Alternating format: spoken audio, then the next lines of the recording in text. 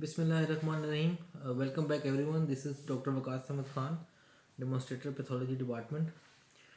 Today we will start with the second lecture of genetic disorders. In the last lecture we learned about different chromosomal disorders, what is the classification of genetic disorders, and we talked about polysomy, trisomy and monosomy. Today we will discuss about some important disorders. Uh, so at the end of the lecture, you will be able to discuss the genetic basis and clinical features of some important chromosomal disorders with which our main concern is. And so we will talk about Turner syndrome, a very important famous Down syndrome, and Klinefelter syndrome. So let's start with the first chromosomal disorder, Turner syndrome. Turner syndrome is a classic example of monosomy, and as we discussed before, monosomy is a chromosomal disorder in which there is absence of one chromosome. So the Turner syndrome will have a karyotype 45XO, and where O denotes a missing chromosome. So there is only one single chromosome in the last pair, 23rd pair. So the karyotype is 45XO. One thing you have to consider about Turner syndrome is that the gender is always a female, as there is no Y chromosome and only X chromosome, and you know that for the gender to be male, you need to have Y chromosome because it has the male genetic factor. Prenatally, it can be diagnosed by the following two tests: amniocentesis and chorionic villus sampling. Diagnosis is mainly clinical according to the clinical characters a patient exhibits, but chromosomal analysis can also be done, which will show you the karyotype as described above. The treatment is to replace the hormones. Now let's talk about the clinical features of Turner syndrome. The patient with Turner syndrome have a characteristic this type of appearance. She will have characteristic facial features: a short height, low hairline, sheet shape thorax or a wide thorax as seen in this picture, widely spaced nipples. This distance is increased, as you can see here. There is a shortened fourth metacarpal and small fingernails. These brown spots, which you can see here on the legs, on the thighs, and on the thorax and abdomen, these can be seen in the whole body, which are known as nevi. There will be an extra fold of skin on the neck. Poor breast development due to absence or decreased hormones, as you know that the ovaries will be atrophied, which are known as rudimentary ovaries. These are the underdeveloped gonadal structures, and due to which you can see that there will be no menstruation too, as there is decrease of hormones.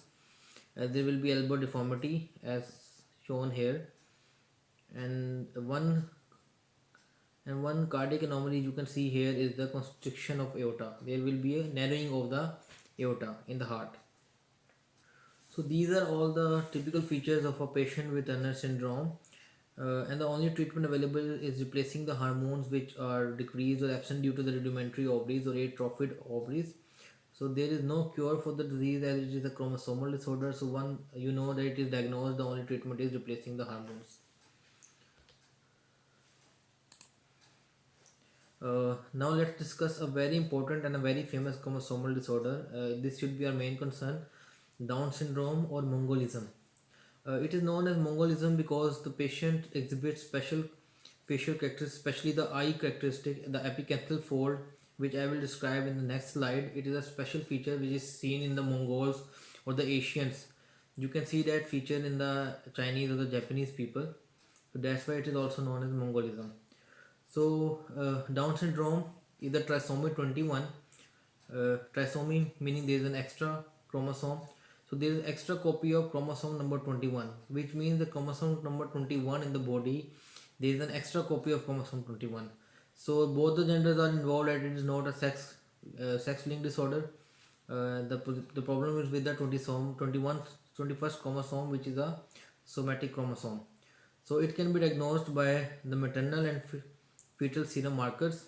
In the mother, you can diagnose this by the following serum markers, which are pregnancy associated placental protein PAP.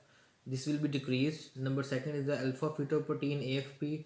This will also be decreased, and the third one is human chorionic gonadotrophic HCG.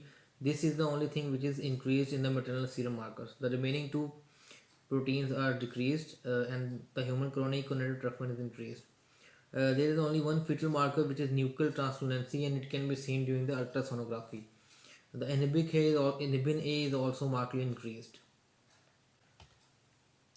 Let's look at the clinical features of Down syndrome. This is a child with Down syndrome. As you can see here, the child has the typical facial features, which include flat face, upslanting palpebral features, and epicanthus. Let's look at these facial characteristics of Down syndrome. As you can see, the child has a flat face, upslanting palpebral features. As you can see, the angle here is upslanting. This arrow indicates the upslanting palpebral features. They will have a low set, small folded hair. The ears are folded and these are at a location inferior to the normal human. As you can see, these are low set. Short neck, patient will have a short neck as compared to normal individual. Flattened nasal bridge. The nasal bridge you can see here is flattened and there is a loss of this curve which is formed here in a normal child. And this is the epicanthal fold, as I told you before. That's why it is known as Mongolism, and it is found in the Asian only. This thing you can see here too. This is known as the epicanthal fold.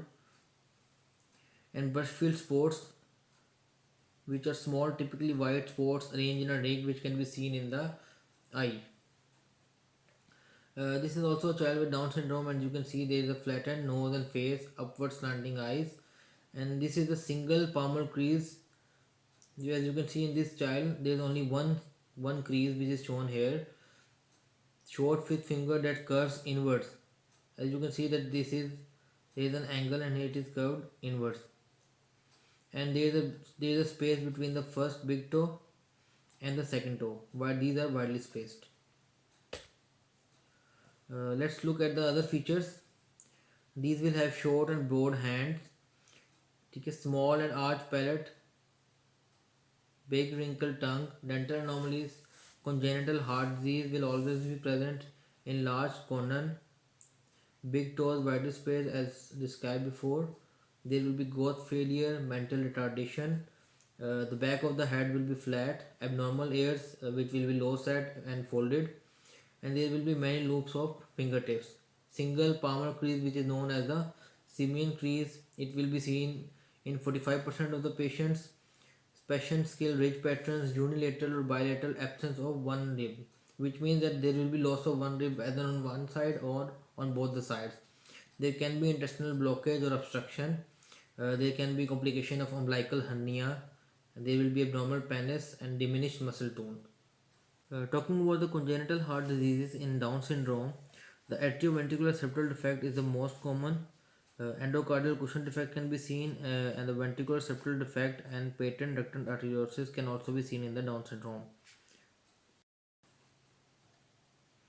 So these are all the clinical features of Down syndrome.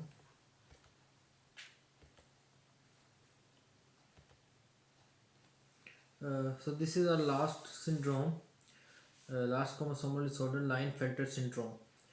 Klinefelter syndrome is also a trisomy of sex chromosome, which means there will be an extra chromosome.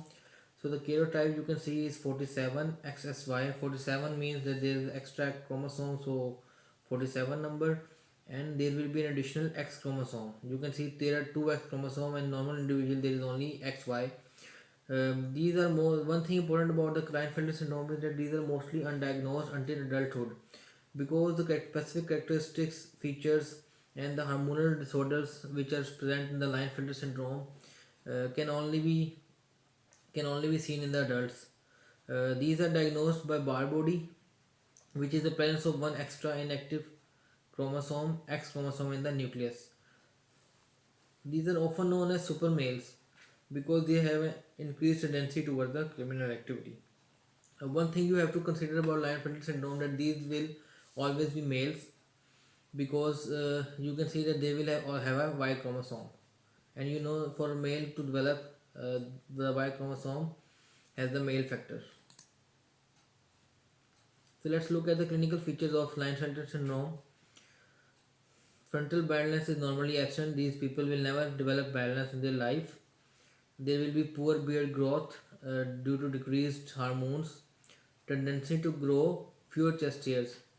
There will be a presence of breast development, or which is known as gynecomastia. They will have narrow shoulders, wide hips as females due to the presence of X chromosome, and they will also have a female type pubic hair pattern. This is a hair pattern which is normally seen in females, and this is also due to the fact that they will have an extra X chromosome.